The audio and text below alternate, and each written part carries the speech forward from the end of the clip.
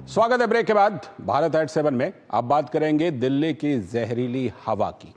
दिल्ली की हवा में प्रदूषण का स्तर बेहद खराब बना हुआ है। कई इलाकों में तो वायु प्रदूषण की सूचकांक AQI 400 के भी पार दर्ज किया गया है। वायु गुणवत्ता का यह स्तर बेहद खराब श्रेणी में आता है। बढ़ते प्रदूषण की वजह से श्वास संबंधित गंभीर बीमारियां होने की लोगों को आशंका है।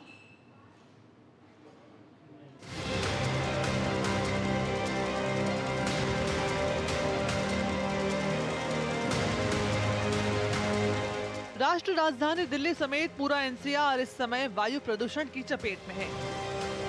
हालात इतने बदतर हो चुके हैं कि लोगों की सांस फूलने के साथ साथ आंखों में जलन और अन्य समस्याओं से उन्हें जूझना पड़ रहा है।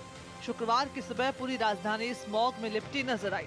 मौसम विभाग के मुताबिक दिल्ली के कई इलाकों में जहरीली हवाएं चल रही है, जो स्वास्थ्य के लिए ठीक नहीं है।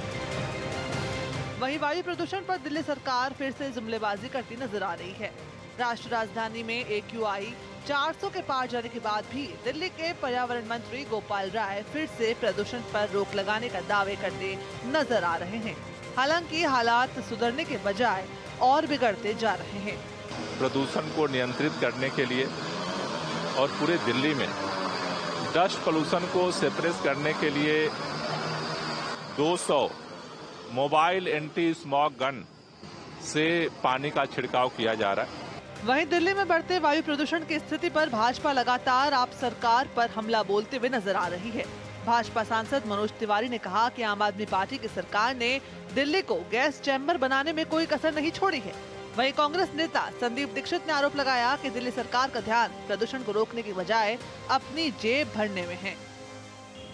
आम आदमी पार्टी ने दिल्ली को गैस चैम्बर बनाने में कोई कोर कसर नहीं छोड़ा और आम आदमी पार्टी का जो कार्यशैली है ना, उसमें लोगों के लिए राहत है ही नहीं।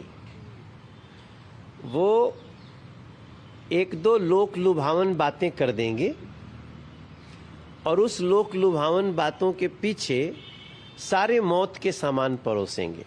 अरविंद केजरीवाल की सरकार बिल्कुल आंखों पे पट्टी बांधे बैठी हुई है। सबको मालूम है कि 70% जो ये पोल्यूशन है उन कारणों से आ रहा है जिस पे सरकार अंकुश लगा सकती थी। ये भी बात सिद्ध हो गई कि जो पराली का झूठ बोल रहे थे केजरीवाल और सिसोदिया और आम आदमी, वो भी झूठ निकला।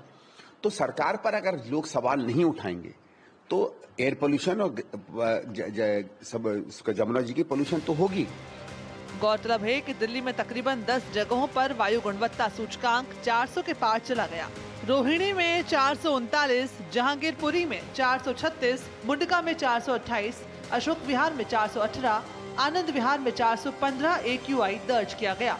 इसके अलावा विवेक विहार में 414, नेहरू नगर में 413, पंजाबी बाग में 406, नरेला में 404, पटपड़गंज में 402 दर्ज किया गया। बता दें कि सामान्य वायु की गुणवत्ता 0 से 50 AQI श्रेणी की होना चाहिए। Bureau report, DD news. 50 के मुकाबले 400 के पार है तो समझ सकते हैं कितनी खराब हवा है।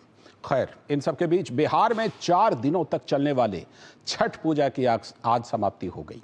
इसके बाद अब दूसरे राज्यों से लौटने वाले लोगों की वापसी भी शुरू हो गई है। तो छठ पूजा को देखते हुए इस बार भारतीय रेलवे ने बड़े स्तर पर इंतजाम किया था।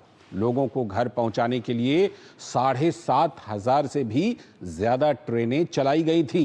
तो वहीं अब बिहार से दूसरे राज्यों में जाने वाले लोगों के लिए भी स्पेशल ट्रेन अब चलाई जा रही हैं।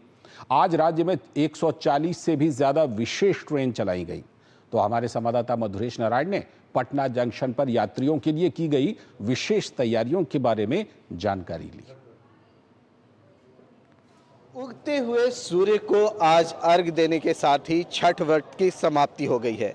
ऐसे में दूसरे राज्यों से आए हुए बड़ी संख्या में लोग अब वापस लौटने की तैयारी कर रहे हैं।